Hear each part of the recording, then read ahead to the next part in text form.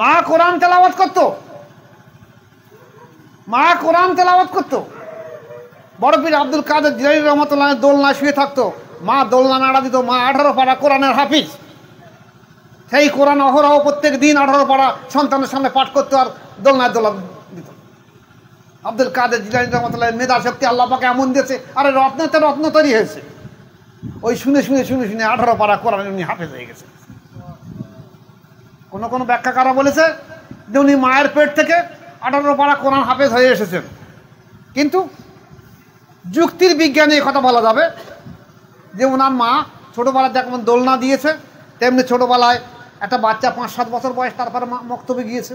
তার আগ পর্যন্ত মায়ের সামনে বসে বসে বসে বসে কোরআন শুনে মুখস্থ করে আল্লাহ তার হেফজ জেহেন বেশি দিয়েছে, মুখস্থ করে করে 18 পারা মুখস্থ হয়ে গেছে।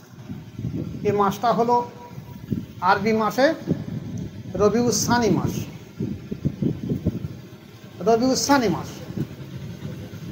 বাংলা মাস যেমন 12টা মাস, ইংরাজি মাস 12টা মাস, আরবি মাসও 12টা মাস, কোনো মাস 13টা নয়।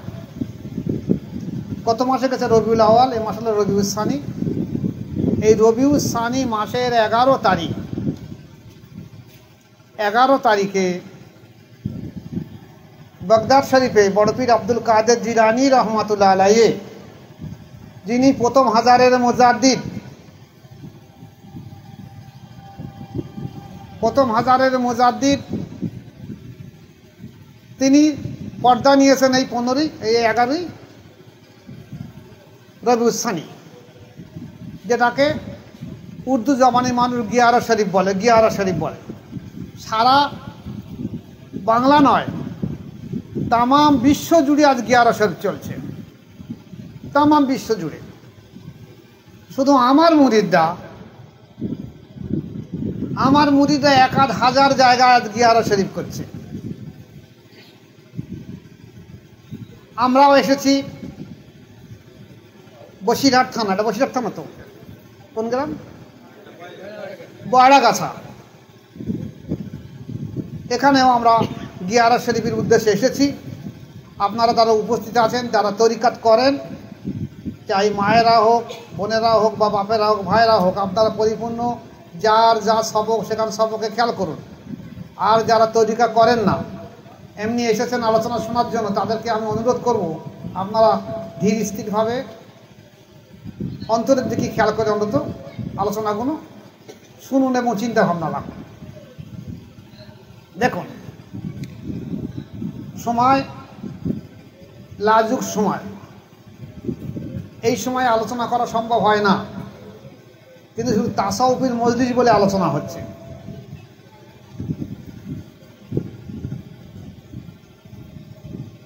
আর বড় পীর আব্দুল কাদের জিলানী রহমাতুল্লাহর এই যে গিয়ারা শরীফ সম্পর্কে আলোচনা করতে গেলে কিছু ইতিহাস না তুললে জিনিসটা আসা যাবে না।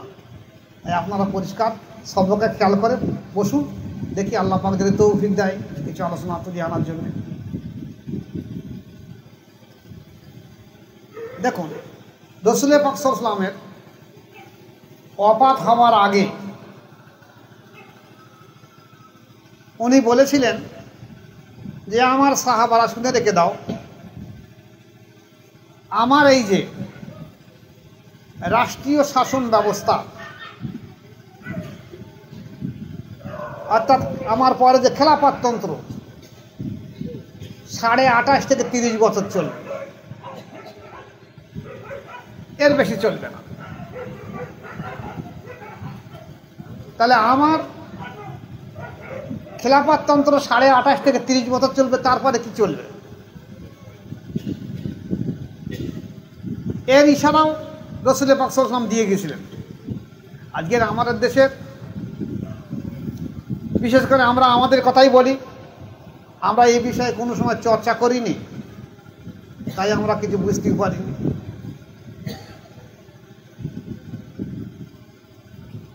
এই আলোচনার পূর্বে একটা ছোট্ট কথা বলে নিয়ে নেই। রাসূল পাক সাল্লাল্লাহু আলাইহি ওয়াসাল্লামের 2 জন সন্তান ছিলেন, যাদেরকে উনি ছেলে বলে, সন্তান বলে দাবি করেছে। সে হলো হযরত হাসান আর হযরত হুসাইন রাদিয়াল্লাহু তাআলা আনহুমা, 2 ভাইকে। এই 2 জনকে হুজুর পাক সাল্লাল্লাহু আলাইহি ওয়াসাল্লাম একদিন বসে আছেন। হুজুর পাক সাল্লাল্লাহু আলাইহি ওয়াসাল্লাম একজন দুই ভাইকে নিয়ে দুই জানুর উপর বসিয়ে কিছু প্রশ্ন করেছে।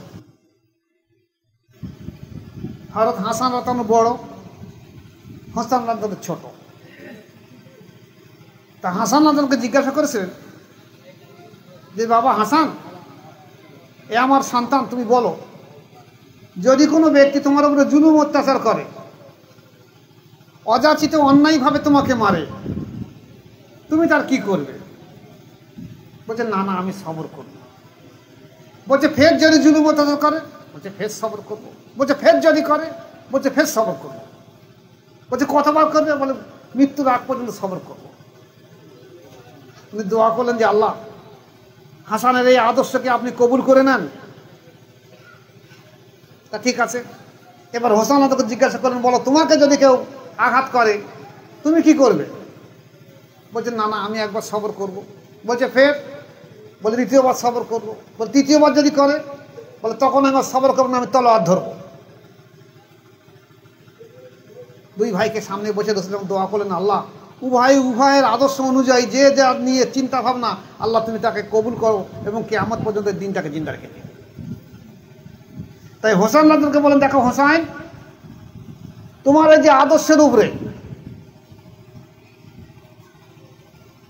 আমার পরে বেলায়েতের যুগ যখন আসবে, সেই বেলায়েতের যুগে জয়নুল আবিদিন রাদিয়াল্লাহু তাআলা আনহু, ইমাম জাফর সাদিক, ইমাম বাকির রহমতুল্লাহ আলাইহ, ইমাম কাসিম থেকে আরম্ভ করে যারা যারা আসে, এই 9 থেকে 12 জন 11 জন ইমাম তোমার বংশের মধ্যে আল্লাহ পাক কবুল করে নিয়ে নিয়েছে। আর হাসান রাদিয়াল্লাহু বলছে, দেখো হাসান, আল্লাহ পাক তোমার বংশের মধ্যে একজন হাস্তি বুজুর্গ কবুল করে নিয়েছে। তিনি হবে প্রথম হাজারের মুজাদ্দিদ, তার নাম থাকবে আব্দুল কাদের জিলানী রহমাতুল্লাহ আলাইহি। তাহলে রাসূল পাক সাল্লাল্লাহু আলাইহি ওয়াসাল্লামের ইশারা ছিল যে হাসান রাদিয়াল্লাহু বংশে আব্দুল কাদের জিলানী রহমাতুল্লাহ আলাইহি আসবেন। সেই মহান সাধকের অফার দিবস আজকের। এখন এই প্রসঙ্গ আলোচনা করতে গেলে আপনাদের প্রথমে একটুখানি ইসলামের ইতিহাস, এই সব পিরিয়ডের ইতিহাস না জানলে বুঝতে পারবেন না। হুজুর পাক সাল্লাল্লাহু আলাইহি ওয়াসাল্লামের পর্দার পরে খেলাফতের যুগ আসলো। 28-28.5 বছর থেকে 30 বছর অতিবাহিত হলো। খেলাফত চলে গেল উমাইয়া বংশে। মুআবিয়া রাদিয়াল্লাহু পরে এজিদের শাসন অবস্থা আসলো। তারপরের অবস্থা আরো খারাপ হলো। মানুষ ইসলাম বিমুখ হয়ে গেল, আহলে বায়াত বিমুখ হলো, মানুষ বিদ্রোহ করলো। আব্বাসিয়া খলিফারা সেই বিদ্রোহের ইন্ধন দিল, ফলে উমাইয়া বংশ ধ্বংস হয়ে গেল।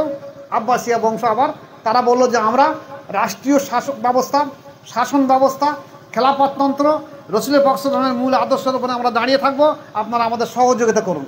এই সহযোগিতার মাধ্যম দিয়ে আব্বাসিয়া বংশ আবার আসলো। কিন্তু তারা এসে কি করলো? তারা এসে ভোগ লালসায় মশগুল হয়ে গেল, কিচ্ছু করলো না। ফলে যে তিমিরি থাকলো সেই তিমিরি থাকলো, ইসলাম আর ভালো করে ফিরিয়ে আসলো না।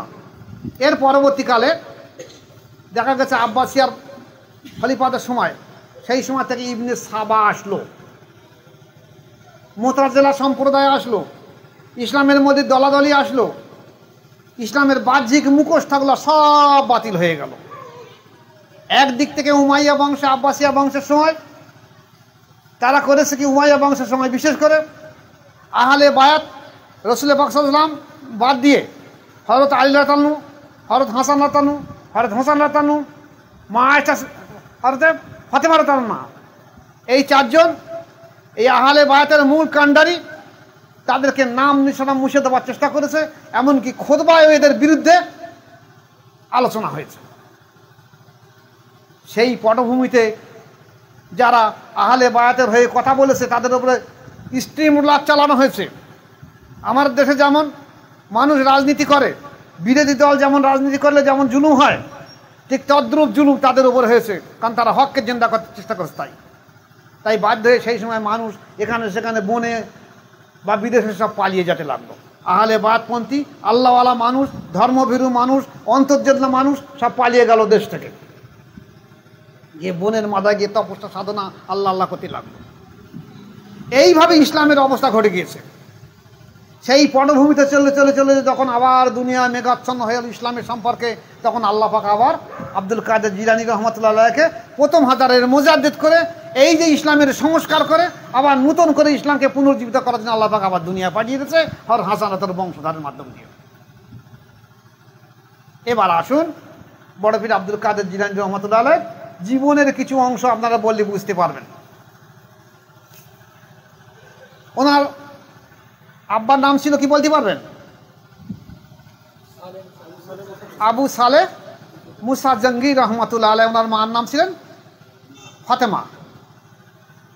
এই আবু সালেহ মুসা জঙ্গি রহমতুল্লাহ আলাইহি তখন ওনারা আহলে বায়াত বা তাসাউফের মধ্যে আমল করতেন। উনি তখন এলমে তাসাউফি বা আহলে বায়াতের আমল করতেন। আজকের আমাদের দেশে এরকম নয় যে নামাজ পড়ো আর চিল্লালে বাইরে হয়ে পড়ো, এ নয়। তাসাউফি আমল করতেন, অন্তঃশুদ্ধ তাজকিয়া নেওয়ার চেষ্টা করতেন, আল্লাহকে পাওয়ার জন্য কঠোর সাধ্য সাধনা করতেন। যেন তেন মূল্য, দুনিয়ার মূল্য চলে যায় যাক, যেন আখিরাত আমার হয়, আল্লাহ আমার হয়, এই চিন্তা ভাবনা রেখে তারা চলতেন। একদিন এই উদ্দেশ্যে নিয়ে ওনারা কার্যকলাপ কী ছিল, ওনারা মাশায়েখ তালাশ করতো, আল্লাহর ওলি তালাশ করতো, আল্লাহর ওলিদের দরবারে যেত, সেখানে গিয়ে মোরাকাবা করতো, আল্লাহর ওলিদের জিয়ারতে যেত, মাজারে যেত, সেখানে গিয়ে দিনের পর দিন মোরাকাবা করত। আজ আসুন হিন্দুস্তানের খাজা মঈনুদ্দিন চিশতি রহমাতুল্লাহ আলাইহি, উনি একজন ওলি মানুষ, হিন্দুস্তানের শ্রেষ্ঠ ওলি মানুষ ছিলেন। উনি আজমির শরীফ থেকে, আজ বর্তমানে পাকিস্তানে চলে গেছে, লাহোরে আলী হাজবেরি রহমাতুল্লাহ আলাইহি। আলী হাজবেরি রহমতুল্লাহ একটা আল্লাহর ওলি মানুষ ছিলেন। খাজা মঈনুদ্দিন চিশতি রহমতুল্লাহ আজমির শরীফ থেকে সেই পাঞ্জাবের পাকিস্তানের লাহোরে আলী হাজবেরি রহমতুল্লাহ মাদার, তখন তো এখন তার প্লেনের যুগ নয়, হেলিকপ্টারের যুগ নয়, হয় পদবরজে বা ঘোড়ার পিঠে চড়ে বা গাধার পিঠে চড়ে বা খচ্চরের পিঠে চড়ে বা হেঁটে হেঁটে হেঁটে গিয়ে সেখানে গিয়ে উনি 40 দিন ধরে সেই মাজারের কাছে বসে বসে আর জেকের করতেন, মুরাকাবা করতেন, সেখানে নামাজ করতেন, তসবিহ তাহলিল করতেন, মাজার থেকে আর্থিক তাওয়াজ্জু ফায়েজের কারণ চিন্তা করতেন। আজ আমাদের দেশে আর্থিক তাওয়াজ্জু ফায়েজ উঠে গেছে, মানুষ এখন মসজিদ মুখ হয়েছে, এটা আলহামদুলিল্লাহ ভালো জিনিস, মসজিদ মুখ আলহামদুলিল্লাহ ভালো জিনিস, কিন্তু অন্তর্শুদ্ধ তাজকিয়া নফস যদি না থাকে তাহলে মসজিদে মানুষ কি করবে? মানুষ মসজিদে যাবে আল্লাহর ইবাদত করার জন্য, কিন্তু অন্তরকে নিয়ে ইবাদত করতে হবে।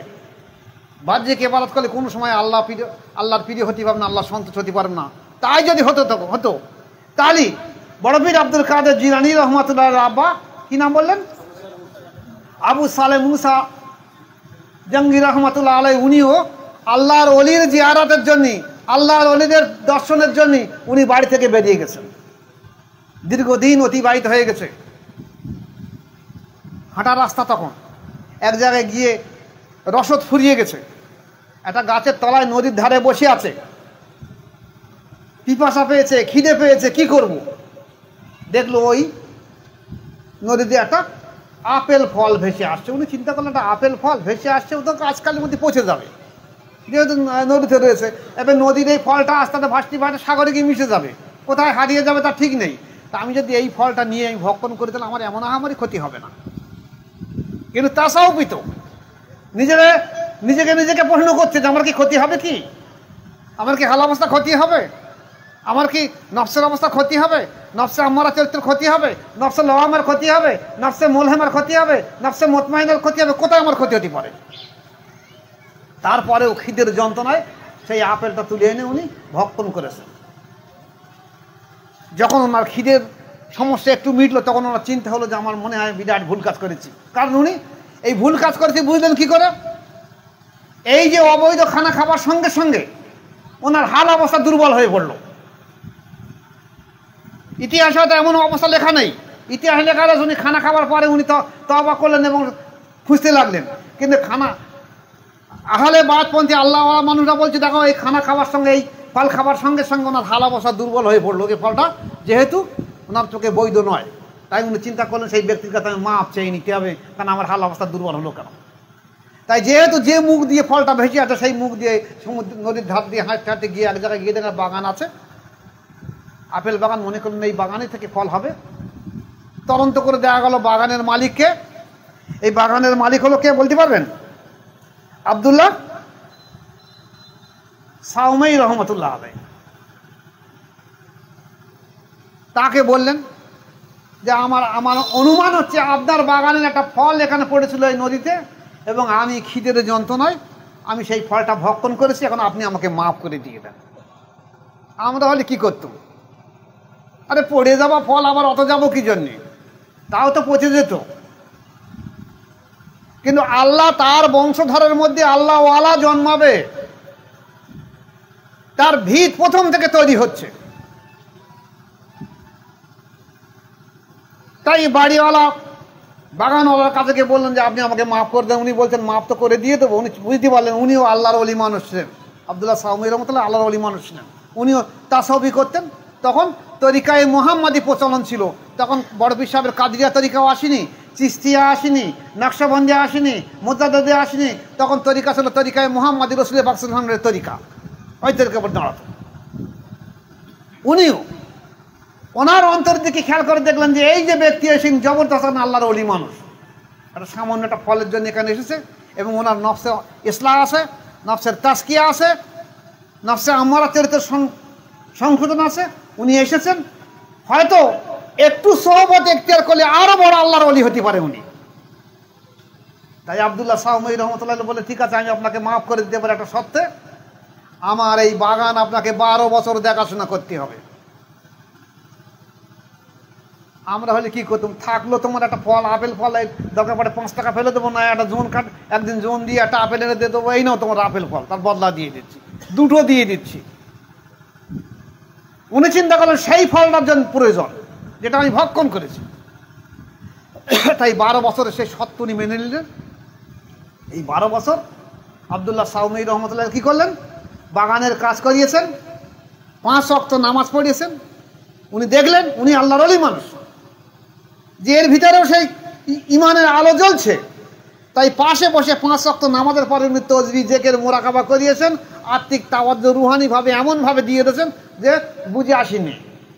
আল্লাহর ওলিদের সঙ্গে একটা কলবের সঙ্গে কলবের একটা সম্পর্ক থেকে থাকে। এইভাবে দীর্ঘদিন 12 বছরের আত্মিক উন্নতির ফলে উনি পূর্ণতা প্রাপ্ত হলেন, আল্লাহর ওলি হয়ে গেলেন, বড় জবরদস্ত। এবারে বললেন আমার তো 12 বছর হয়ে গেছে, আমাকে তাহলে মুক্তি দিয়ে দেন।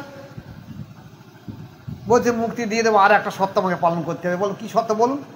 বলছে আমার একটা মেয়ে আছে, কানা কোঁড়া বোবা কালা, এই মেয়েটা আর বিবাহ দিতে পারছি না, এই মেয়েটাকে আপনাকে বিবাহ করতে হবে। উনি চিন্তা করলেন তা কি করে সম্ভব, আমি কানা কোঁড়া বোবা কালা মেয়ে নিয়ে কি করব। আবার চিন্তা করলেন দুনিয়ার আখেরাতকে দুটো জায়গায় কম্পেয়ার করেছেন, যে আমি যদি দুনিয়া গ্রহণ করি তাহলে আখেরাত চলে যাবে, আখেরাত গ্রহণ করে দুনিয়া চলে যাবে। তা আমার দুনিয়ার যা জিন্দগি যায় হোক গে, আমি ত্যাগের জন্যে দরকার পড়ে কানা খোঁড়া বোবা কালা মেয়েকে আমি বিবাহ করব। তবুও আল্লাহ যেন আমার আখিরাতকে মাফ করে দেয়, আমি চিন্তা ভাবনা করি ঠিক আছে আমি তাই মেনে নেব। বিবাহ করলেন। বাসর ঘরে ওনার শ্বশুর মশাই বাসর ঘরে ঢুকে দিলেন। উনি ঘরের মধ্যে ঢুকে দেখলেন অপূর্ব খুবসুরত একটা নারী বসে আছে, পিছিয়ে আসছে, পিছিয়ে আসছে। পিছন ফিরে তাকিয়ে দেখলেন ওনার শ্বশুর মশাই দরজার দুই ধারে, দরজার পাল্লা ধরে দাঁড়িয়ে আছেন। সালাম জানাচ্ছেন, বাবা পিছিয়ে যাচ্ছ কেন? বলছে আপনি যে বলেছেন কানা খোঁড়া বোবা কালা, কিন্তু একটা খুবসুরত নারী দেখছি আমি। আমার এতদিনের ইবাদত, এতদিন আমি সাধনা করেছি, নফসের বিরুদ্ধে কঠোর মুজাহিদা করেছি, একটা ফল ভক্ষণ করার জন্য আপনার কাছে 12 বছর গোলামিগিরি করেছি। আবার আজ যে আপনি আজ আমার প্রলোভনে, নফসের প্রলোভনে এমন একটা জিনিস দেখাচ্ছেন যে আমাকে আনতে তো সম্ভব নয় আমার পক্ষে, তাই আমি পিছিয়ে যাচ্ছি। বলছে বাবা বসো, দাঁড়াও, এসে বসো, এটা হলো আমার মেয়ে। আমি এই কারণেই বলেছি যে আমার মেয়ে তার চোখ দিয়ে কোনো পরপুরুষ দেখিনি, তার পা দিয়ে কোনো পরপুরুষের বাড়ি যায়নি, বাইরে চলাফেরা করিনি, তার কান দিয়ে কোনো পরপুরুষের কথাবার্তা বা বাজে ফায়সা কথাবার্তা শুনিনি, তার হাত দিয়ে কোনো পয়সা কাজ করিনি, এই জন্য আমি বলি তো কানা খোঁড়া বোবা কালা। আসলে উদ্দেশ্য এ নয়, তুমি বাহ্যিকটা মনে করো, আর আমি আভ্যন্তরীণ হিসেবে মনে বলেছি, মিলিয়ে দিলেন। তাই এদের বংশের মধ্যে কেন আল্লাহর ওলি মানুষ জন্মাবে না? সেই দুই মহান সাধক ব্যক্তির একটা সন্তান হলো, তার নাম হলো আব্দুল কাদের জিলানী রহমাতুল্লাহ আলাইহি। আরে মা যেমন হবে, যদি বাপ তেমন হয়, তাহলে তার সন্তান ভালো হতে হবে। আমরা আমাদের সন্তানগুলোকে মানুষ করতে পারি না, মেয়েদের মানুষ করতে পারছি না, ছেলেদের মানুষ করতে পারছি। এখন বর্তমান জমানার দিকে তাকান না, বাচ্চা বাচ্চা ছেলে মেয়ে বলছে আমার মোবাইল না কিনে দিলে আমি বাড়িতে চলে যাবো। আবার কেউ কেউ মোবাইলের জন্য আত্মহত্যা করে গলায় জড়িয়ে দিয়েছে, কেউ বিষ খেয়েছে, এমনও প্রমাণ রয়েছে। বাড়ি ছেড়ে চলে গেছে মোবাইলের জন্য। আমরা মানুষ করতে পারি না, তাই আমরাও দুনিয়ার স্বার্থে, দুনিয়ার জন্য তাদেরকে কিনে দিয়েছি, বাবা তোরা যা পারিস করে যা। তাহলে এই সন্তানগুলো কি পরিমাণ খারাপ কাজ করতেছে, তারা ভালো কাজ করবে কি করে? রাস্তা দিয়ে তাকিয়ে দেখবেন, শুধু ছেলেরা না, মেয়েরা পর্যন্ত এক এক জায়গায় রাখে বসে 5 জন 7 জন 10 জন মিলে মোবাইলের উপর টিপতেছে। রাস্তা দিয়ে যাবার সময় দেখবে, ছেলেরা তো ছেলেরা, মেয়েরা পর্যন্ত সামনে একটা সাইড ব্যাগ দিয়ে স্কুল করার জন্য মেয়ে, তারা মোবাইল টিভিতে রাস্তাতে হাঁটছে, কিন্তু মোবাইল দেখতে দেখতে যাচ্ছে। কি দেখছে তারা? যারা রাস্তাঘাট যেমন দেখা যাচ্ছে একজন নতুন জায়গা আমি চিনি না, তা মোবাইলই রাস্তাটা নির্দেশ করে দিতে, সে রাস্তা দেখতে যাচ্ছে, তা দেখতে দেখতে যাচ্ছে না। এরা মোবাইলে দেখছে কি খারাপ জিনিস দেখতে দেখতে যাচ্ছে। এর ফলে বহু মানুষ ট্রেনে অ্যাক্সিডেন্টে মারা গেছে, বহু ছেলে মেয়ে, বহু মানুষ বাস গাড়িতে অ্যাক্সিডেন্টে মারা গেছে, বহু মানুষ, বহু সন্তান সন্তান আত্মহত্যা করেছে এই মোবাইলের জন্য। আসলে আমাদের দোষ, আমরা সন্তানগুলোকে মানুষ করতে পারি না, আমরাই ভালো না এত। মা কোরআন তেলাওয়াত করতো, মা কোরআন তেলাওয়াত করতো। বড় পীর আব্দুল কাদের জিলানী রহমাতুল্লাহ দোলনায় শুয়ে থাকতো, মা দোলনা নাড়া দিত, মা 18 পারা কোরআনের হাফিজ। সেই কোরআন অহরহ প্রত্যেক দিন 18 পারা সন্তানের সামনে পাঠ করতো আর দোলনায় দোলা দিত। আব্দুল কাদের জিলানী রহমাতুল্লাহ মেধা শক্তি আল্লাহ পাকে এমন দিয়েছে, আরে রত্নতে রত্ন তৈরি হয়েছে। ওই শুনে শুনে শুনে শুনে 18 পারা কোরআন উনি হাফেজ হয়ে গেছে। কোনো কোনো ব্যাখ্যাকারা বলেছে যে উনি মায়ের পেট থেকে 18 পারা কোরআন হাফেজ হয়ে এসেছেন। কিন্তু যুক্তির বিজ্ঞানে কথা বলা যাবে যে ওনার মা ছোটোবেলায় যেমন দোলনা দিয়েছে, তেমনি ছোটোবেলায় একটা বাচ্চা 5-7 বছর বয়স, তারপরে মক্তবে গিয়েছে। তার আগ পর্যন্ত মায়ের সামনে বসে বসে বসে বসে কোরআন শুনে মুখস্থ করে, আল্লাহ তার হেফজ জেহেন বেশি দিয়েছে, মুখস্থ করে করে 18 পারা মুখস্থ হয়ে গেছে। তাই যখন মাদ্রাসায় গিয়ে যাবার সঙ্গে সঙ্গে ওস্তাদ তাকে বলেছেন পড়ুন আউযু বিল্লাহি মিনাশ শাইতানির রাজিম বিসমিল্লাহির রহমানির রহিম, তখন দেখা যাচ্ছে উনি সঙ্গে সঙ্গে 18 পারা কোরআন একের পর এক পড়তে লাগলেন। হাফেজ সাহেব জিজ্ঞেস করেন, আর বলতো আমি আর জানি না, আমার মা এত পাড়ায় পড়তে পড়তে দৈনিক, আমি সেইটাই শুনেছি, সেইটাই মুখস্থ করেছি, এর বেশি আমার মা আর জানতো না বলে আমি বলতে পারেন। আমাদের মারা কি করে, গালি হাফেজ, ঝগড়া বাঁধানি হাফেজ স্বামীর সঙ্গে, শ্বশুর শাশুড়ির ভাত দেবো না কীভাবে তাড়িয়ে দেওয়া যায়, নিজে খাবো নিজে পড়বো, এই যদি আমাদের হয় তাহলে আমাদের সন্তানরা কিভাবে আল্লাহর ওলি মানুষ জন্মাবে? আমাদের লক্ষ্য রাখতে হবে কি? আজকাল দেখা যাচ্ছে আমাদের মা বোনেরা, আমি বলছি বলে হাত জোড় করে অনুরোধ করছি, আপনারা তো আমার বাড়ি বসে আমার নামে গালাগালি দেবেন না।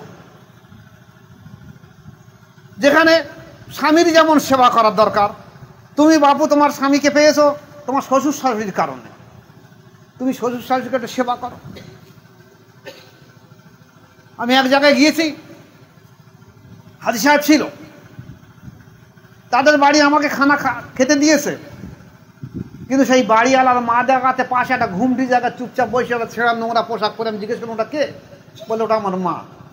আমার তো ওকে দুটো ভাত দাওনি কেন? বলে আজকের অন্য ভাইয়ের পালারে তো সেই ভাই দেবে। সত্যি না মিছে কথা? তাহলে এই সন্তান জীবনে কোনোদিন ভালো হতে পারে যে একটা অসহায় বৃদ্ধা মহিলাকে দেখতে পায় না? আল্লাহ লাখ কোটি শুকরিয়া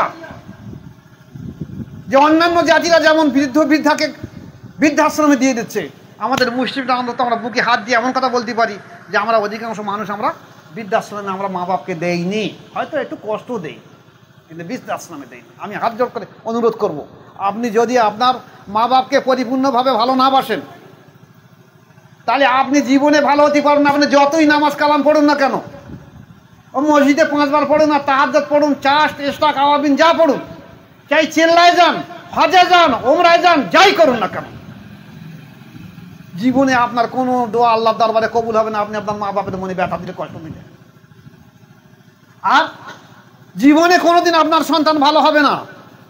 দেনার ঘরে একটা কথা আছে, বাংলা ভাষায় বলে দেনার ঘরে পাও না। আপনি এ করেছেন আর আপনি ভালো থাকবেন, এই অভিশাপ আপনার উপরে আসবে। আপনি আপনার মা বাবার উপরে যে জুলুম অত্যাচার করেছেন, শ্বশুর শাশুড়ির উপরে যে জুলুম অত্যাচার করেছেন, আপনার বিরুদ্ধ অবস্থা, সেই অবস্থা আপনি তখন আওয়াজ করে কাঁদেন, বলছে আল্লাহ কি জামানা পড়ে গেছে, আমার ছেলে আমার জুলুম অত্যাচার করেছে। একবার নিজের দিকে তাকিয়ে দেখো তুমি কি করেছো তোমার মা বাবার উপরে, তোমার শ্বশুর শাশুড়ির উপরে। আজকে তোমার উপরে পড়ে থাকে, তোমার গা জ্বালা করছে, গাত্র জ্বালা আসছে। তাই আমি আপনাদের কাছে হাত জোড় করে অনুরোধ করব যে আপনারা যদি মনে করেন যে আমি আল্লাহওয়ালা হব, আল্লাহ প্রেমিক হব, আমি অন্তঃশুদ্ধ তাজকিয়া নফস করব, তাহলে আপনি প্রতিজ্ঞা করুন আজ থেকে। বড় পীর আব্দুল কাদের জিলানী রহমাতুল্লাহ আলাইহি, উনি কাদেরিয়া তরিকা প্রথম হাজারের মুজাদ্দিদ, কাদেরিয়া তরিকার প্রতিষ্ঠাতা, তরিকাতে মুহাম্মাদি থেকে আল্লাহ পাক খাস করে ওনাকে ওনার নামের সম্মানিত তরিকায়, সেই তরিকায় মুহাম্মাদিকে কাদেরিয়া তরিকা বলে প্রচার প্রসার করে দিয়েছে। সেই বড় পীর সাহেবের আজকের গিয়ারা শরীফ ইসালে সাহাবের উদ্দেশ্যে আপনারা প্রতিজ্ঞা করুন যে আজ থেকে আমি কঠোরভাবে সাধ্য সাধনা করব ইসলামের উপরে পাবন্দি করার জন্য, সুন্নতের উপরে পাবন্দি করার জন্য, এবং আহলে বায়াত পাক পঞ্জাতন, এবং আমি একটা তরিকার উপরে আমল করার জন্য দৃঢ়তা রাখবো। দেখা যাবে যদি এই অবস্থায় আপনি দাঁড়িয়ে থাকতে পারেন, ইনশাল্লাহ আপনি যদি কোনো গুনাহ করে থাকেন, তার যদি আপনার মা বাপ যদি বৃদ্ধ অবস্থায় বাড়ি পড়ে থাকে, হাত জোড় করে মাপ চেয়ে দেবেন যে মা বাপ আপনাকে মাফ করে দিয়ে দাও, জীবনে বহু ভুল করেছি। যদি মা বাপ দুনিয়া থেকে পর্দা নিয়ে থাকে, তাদের মাজার বা কবরের পাশে গিয়ে কাঁদা করুন, আল্লাহর কাছে দোয়া করুন যে আল্লাহ আমি আমার মা বাবার জুলুম করেছি, আমি নফসের তাড়নায় গোলামিগিরি করেছি, আল্লাহ তুমি আমাকে মাফ করে দাও। আমি আমার মা বাবার কাছে আমি আর কি বলে চাবো, তবু আমি আল্লাহ আমি এই দোয়া খায়ের করছি, আমার মা বাবার উপরে সওয়াব পৌঁছে দাও। আর আল্লাহ পাক তুমি আমার মা বাবার ওসিলা করে আমাকে মাফ করে দিয়ে দাও, আমি যা ভুল করেছি। এবং মা বাবার কাছে বারবার বলা, আপনি আল্লাহর কাছে দোয়া করুন আমি যা ভুল জুলুম অত্যাচার করেছি, আমাকে যেন আল্লাহ আমাকে মাফ করে দিয়ে দেয়। আল্লাহ যদি আপনাকে মাফ না করে দেয়, মা বাপ যদি মাফ না করে দেয়, জীবনে আপনি আপনার জান্নাত নসিব হবে না। কারণ মা আর বাপের পাততলায় সন্তানের জান্নাত হয়ে গেছে। আপনি জুলুম করবেন, অত্যাচার করবেন, না জান্নাত নেবেন? জান্নাত কি ফারার সম্পত্তি, টাকা দিয়ে কিনে নেবেন? সংবিধান যেভাবে সেইভাবে তৈরি হবে। আসুন, বড় পীর আব্দুল কাদের জিলানী রহমাতুল্লাহ আলাইহির এই যে ওয়াফাত শরীফ, আজকের ওনার মৃত্যুদিন, উনি কোন তরিকা করেছেন? তরিকায়ে মুহাম্মাদি। এই তরিকায়ে মুহাম্মাদি করার পরে আল্লাহ পাক ওনার সম্মানার্থে, ওনার নামের সম্মানার্থে, ইজ্জতের কারণে ওনাকে দেওয়া হয়েছে কি, যে তোমার নাম যে আব্দুল কাদির, এই সম্মানার্থে তোমার নাম, তুমি যাদেরকে খেলাফত দেবে, তরিকার খেলাফত দেবে, এই খলিফাগুলো হবে কাদেরিয়া তরিকা। তাহলে রসুল পাক সাল্লাল্লাহু আলাইহি ওয়াসাল্লামের জমানায় সাহাবায়ে কিরামরা তখন যে বায়াত গ্রহণ করতেন আল্লাহ রাসূল সাল্লাল্লাহু আলাইহি ওয়াসাল্লামের কাছে, এই বায়াত গ্রহণ করার পরে কঠোর সাধ্য সাধনা করতেন। এই সাধ্য সাধনার পরে মানুষের মুর্দাদের অন্তর আল্লাহর জিকির জারি হতো। একটুখানি খেয়াল রেখে দেন, একটু পিছিয়ে না গেলে বুঝতে পারবে না। হাদিস শরীফ এসেছে, আর শয়তানু জাসিমুন আলা কলবে ইবনে আদমা ফায়জা জাকার আল্লাহ ফাসাকা ওয়া জাগা ফালা ফাওয়াসাসা। প্রত্যেক আদম সন্তানের কলবে, অর্থাৎ বাম স্থানের 2 আঙুল নিচে, চাই পুরুষ হোক চাই স্ত্রী হোক, প্রত্যেক আদম সন্তানের কলবে আল্লাহ পাক একটা শয়তান বসিয়ে রেখে দিয়ে গেছে। আর শয়তানু জাসিমুন আলা কলবে ইবনে আদমা, যখন এই কল আল্লাহর জিকির করে তখন শয়তান কল থেকে সরে পড়ে। আবার যখন এই কল আল্লাহর জিকির বন্ধ করে দেয়, শয়তান এসে আবার কলবে বসে থাকে। এমনকি বুজুর্গগণ এমন কথা বলেছেন, যেমন প্রজাপতিগুলো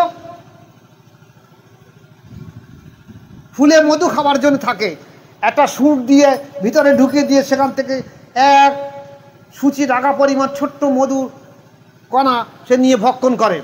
ঠিক তেমনই শয়তান কলবের উপরে বসে থাকে, তার সুর দিয়ে কলবের যে 7টা দরজা রয়েছে 7টা দরজার ভিতরে দিয়ে চিমটি কেটে বসে থাকে, এখান থেকে যেন নড়বো না। ওখান থেকে ওয়াসওয়াসা দিতে থাকে। মানুষ যত খারাপ কাজ করে সব এই শয়তানি ওয়াসওয়াসার জন্য, কারণ একটা ফিজিক্যাল বডির সব থেকে সেন্টার জায়গা হলো কল। আল্লাহ পাক বলেন, দেখো মানুষ যখন কোনো গুনহার কাজ করে তার কলবে একটা কালো দাগ পড়ে। চাই সে 5টা ইন্দ্রিয়, চোখ, কান, নাক, জিভ, ত্বক, 5টা ইন্দ্রিয় যে ইন্দ্রিয় দিয়ে কাজ করুক, এমনকি 6টা রিপু, কাম, ক্রোধ, মদ, মোহ, আশ্চর্য, কাম, ক্রোধ, লোভ, মোহ, মদ, মাৎসর্য, 6টা রিপু আর 5টা ইন্দ্রিয়, যার দ্বারা কোনো গুনহার কাজ করুক সঙ্গে সঙ্গে কলবেটা কালো দাগ পড়ে। আপনি চোখ দিয়ে গুনাহ কাজ করেন, কলবে দাগ পড়বে। মুখ দিয়ে গুনাহগার করুন, কলবে দাগ পড়বে। কান দিয়ে গুনাহ কাজ করুন, কলবে দাগ পড়বে। হাত দিয়ে গুনাহগার করুন, পা দিয়ে গুনাহর কাজ করুন, কোনো চিন্তা করুন, কোনো ত্বক দিয়ে করুন, যেভাবে গুনাহর কাজ করবেন সঙ্গে সঙ্গে কলবেটা কালো দাগ পড়বে।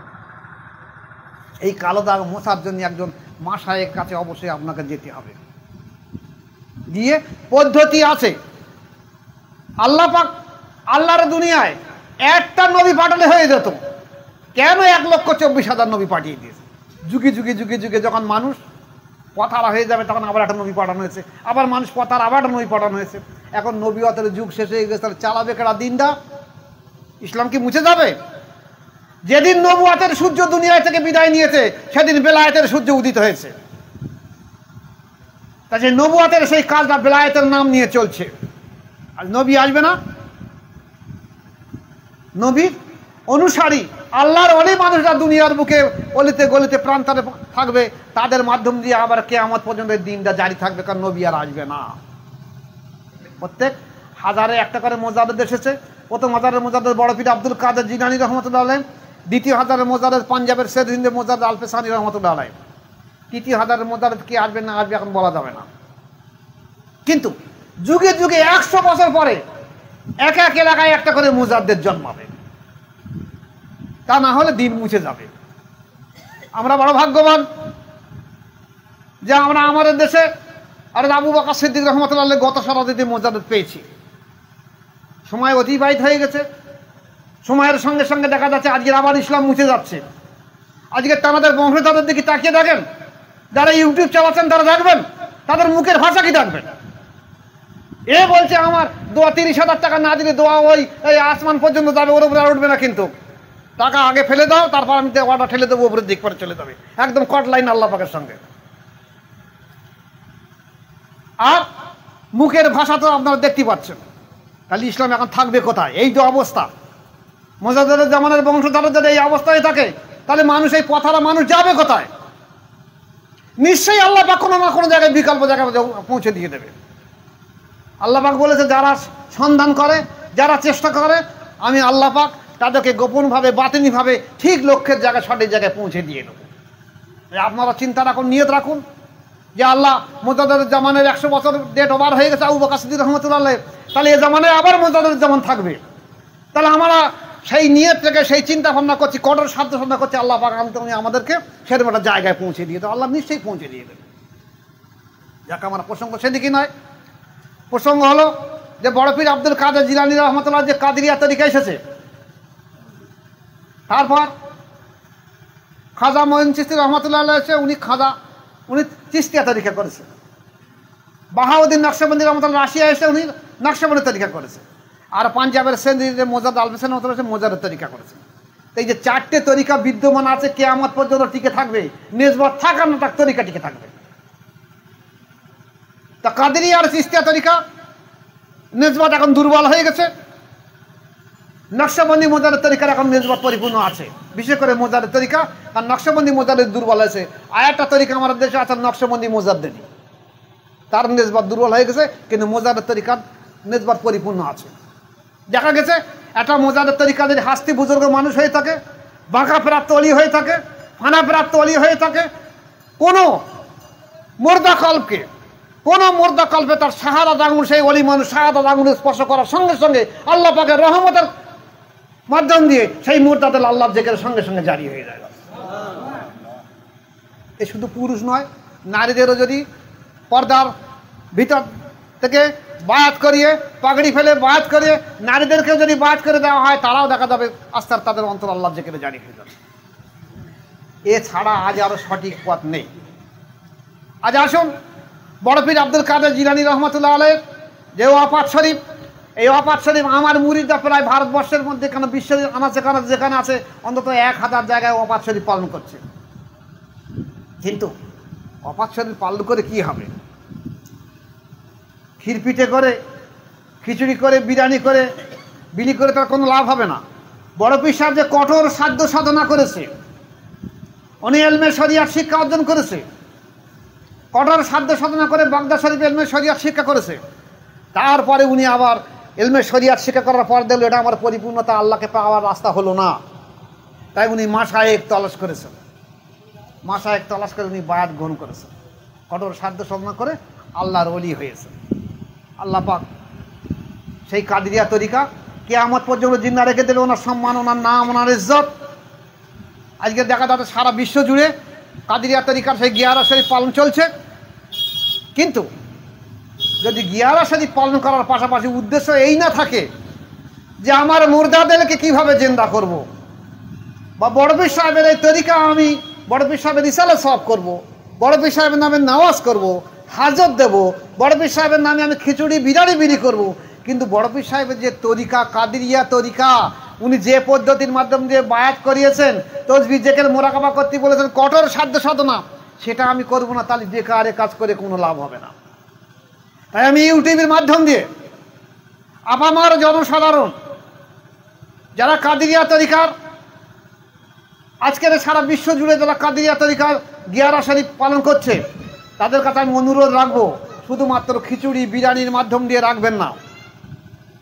আপনাদের মধ্যে যদি মাশায়েখ থেকে থাকে, যদি আপনার অন্তর জেকের জারি হয়ে থাকে আলহামদুলিল্লাহ, যদি আপনার মাশায়েখ আপনাকে অন্তর জেকের জারি করে দিয়ে দেয় আলহামদুলিল্লাহ, যদি না হয় তাহলে আপনারা মাশায়েখ তালাশ করুন, সেখানে কাদিরিয়া হোক, চিস্তিয়া হোক, নকশবন্দি হোক, মোজাদ্দেদ হোক, সেই তরিকায় বায়াত গ্রহণ করে অন্তঃশুদ্ধ এবং তাজকিয়া নাজ করুন।